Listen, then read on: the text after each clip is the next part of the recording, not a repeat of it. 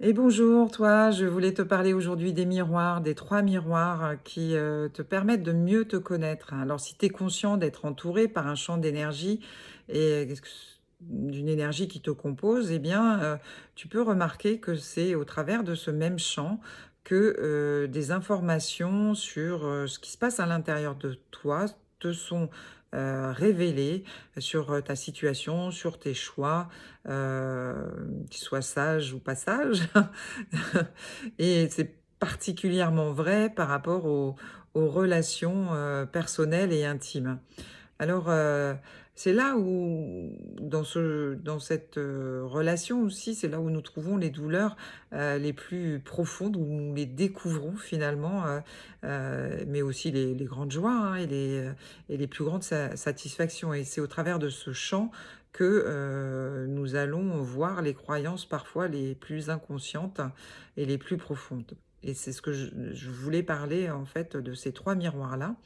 Et en fait, quand tu, regardes, l'évolution du monde, hem, entre les expériences qu'on vit aujourd'hui et les anciens, et bien, qui se déroulaient il y a plus de 2 500 ans, heu, finalement, il y a pas grand-chose qui a changé, hein. Il y a 2 500 ans, on avait déjà cette conscience, puisque ça a été retrouvé dans des textes qui ont été écrits par les Esséniens et qui ont été retrouvés après la Seconde Guerre mondiale dans la bibliothèque de Nag Hammadi en Égypte. Alors, il faut savoir aussi que Jésus était un Essénien. Alors je ne veux pas parler aujourd'hui de Jésus, par rapport à la religion, mais, plus par rapport à l'humain et à certaines paroles qu'il a citées, et qu'on a retrouvé justement, dans des textes, dans ces anciens textes de la Mer Morte, qui sont, aussi, à l'origine de la création du Nouveau et de l'Ancien Testament. Voilà, et voilà, donc le 1er miroir qui est le plus simple finalement, je vais vous lire une parabole, de Jésus, et c'est ses propres mots: «Vous scrutez la face du ciel et de la terre, mais vous ne savez pas scruter ce moment précis». Alors ce dont il parle là, c'est le miroir finalement le plus simple. Après, les autres miroirs deviennent un petit peu plus complexes. C'est, le miroir du moment, c'est-à-dire celui, qui, est le plus familier. On cherche la solution souvent à l'extérieur, et finalement elle est à l'intérieur, hein, dans ce qu'on vit, sur le moment. Si vous rencontrez des personnes en colère et que ça vous perturbe, eh bien certainement elles viennent vous refléter, une colère à l'intérieur de vous. Si, vous rencontrez, des personnes que vous ne supportez pas, des personnes qui jugent peut-être, eh bien peut-être que, posez-vous la question: qu'est-ce que vous jugez à ce moment, dans l'instant précis à l'intérieur de vous-même par rapport à vous-même? Voilà, alors, c'est, une question, le deuxième miroir, on va dire, c'est, dans une période de vie où vous pouvez rencontrer, plusieurs situations similaires, et là, je vais reprendre l'exemple, et ben, d'une personne, par exemple, qui, fait un séminaire. Pendant son séminaire, donc il part en voyage. Pendant son voyage, il va prêter sa maison à un ami, et voilà, quand il va revenir, il va s'apercevoir que, son ami a fait pousser de la marijuana alors que c'est interdit. Pendant ce temps-là, pendant son voyage aussi, son amie, sa petite amie lui aura volé, tout l'argent sur son compte, et il va rentrer, et de son séminaire, il va juste rentrer dans ses frais au niveau de ses bénéfices. Qu'est-ce qu'il fait là comme expérience? En fait, il fait l'expérience de la trahison ou du vol, alors que lui, dans ses valeurs, il est honnête et intègre, mais il fait l'expérience de ça, et c'est tout simplement parce qu'il aura jugé cet aspect, de l'humain, et donc comme il va l'avoir jugé, il va en faire l'expérience dans sa propre vie.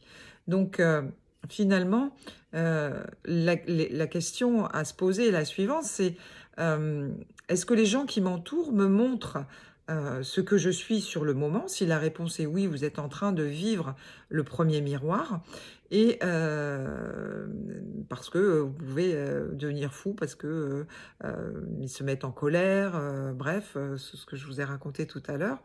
Et si la réponse est non, c'est qu'est-ce qu'il vous montre, comme, par rapport au deuxième miroir, sur ce que vous jugez sur le moment? Voilà. Et donc là, maintenant, ça va être le troisième miroir. Qu'est-ce que le troisième miroir? Le troisième miroir, c'est sûrement le plus puissant miroir qui soit. C'est, là, encore une fois, je vais relire une parabole de Jésus. C'est alors, le royaume de mon Père est semblable à une femme qui porte une jarre pleine de farine. Alors qu'elle marchait sur la route à une certaine distance de chez elle, l'anse de la jarre s'est brisée et le repas s'est vidé derrière elle sur la route. Elle ne s'en est pas rendue compte, elle n'a pas remarqué l'incident. Alors, de quoi ça parle en fait? Imaginez que la jarre, c'est vous. Imaginez que la farine qui est à l'intérieur de la jarre, c'est l'amour. Et en fait, parce que dans la vie, quelquefois, on fait tellement de compromis, eh bien, on donne notre amour et notre amour s'écoule. Et au bout d'un moment, il ne reste plus rien. Et lorsque vous rencontrez une nouvelle personne, vous voulez à nouveau puiser dans la jarre pour donner cet amour, mais il ne reste plus rien. Alors c'est assez puissant et je vais vous expliquer comment il fonctionne, parce que, eh ben, quelquefois, vous vous êtes senti attiré par une personne magnétiquement sans savoir pourquoi. Et peut-être que vous étiez en couple à ce moment-là et donc il n'y avait pas de raison que vous vous sentiez attiré par cette personne-là. Eh bien, malgré tout, je vous conseille d'aller discuter avec cette personne-là. Vous pouvez discuter de la pluie, du beau temps, peu importe. Mais pendant que vous discutez avec cette personne-là, c'est vous poser la question, qu'est-ce que l'on m'a volé que je vois en cette personne? Qu'est-ce que euh, j'ai perdu comme qualité et que je vois en cette personne-là? Parce que souvent, à force de faire des compromis, eh bien, on va perdre une partie de soi. Et quand on est attiré par ce genre de personnes, eh bien, c'est souvent que on voit en elles une partie de nous que l'on a perdue ou qu'on s'est laissé prendre par des personnes qui avaient plus de pouvoir que nous. Voilà. Alors, ces miroirs se produisent au travers de ce champ d'énergie et de ce champ de conscience où, quel que soit le nom que vous lui donnez, que ce soit Dieu, l'énergie, le chi, enfin, peu importe. Et, euh, et c'est très intéressant, notamment le dernier miroir, c'est voilà, on croit qu'on est complet avec cette personne, euh, quelle est la partie finalement qui nous manque. euh, mais une fois que l'on a retrouvé cette partie-là, on se sent complet. On n'a pas forcément besoin de l'autre personne parce qu'on a compris le miroir qu'elle nous renvoyait. Alors ça ne veut pas dire que l'on va quitter la personne parce qu'on a le choix aussi de continuer son chemin avec telle ou telle personne. Mais c'est une question en tout cas à se poser, c'est à savoir si on veut continuer à être avec cette personne-là ou pas. Et je répète, si le monde extérieur n'existe pas, ben moi je n'existe pas. Donc, c'est quoi le sens que je donne finalement à ma vie? C'est quoi le sens de ma vie? C'est quoi le sens de mes rencontres? C'est qu'une redécouverte de soi. Pour s'aimer forcément un peu plus chaque jour, se libérer du jugement, être plus dans la paix et puis apprécier aussi toutes ses qualités. Voilà, alors si tu veux venir aussi découvrir tes qualités, retrouver les parties que tu as perdues, méditer là-dessus, comment retrouver la paix à l'intérieur de toi, je t'invite à venir passer un séjour à la Boutiquaire pendant 5 jours où je vais t'accompagner le matin, l'après-midi c'est libre, c'est repos, déconnecté de son environnement normal, ben, on y voit un petit peu plus clair et avec tous les outils que je vais te donner, tu vas pouvoir devenir aussi autonome et ça, c'est quand même bien aussi.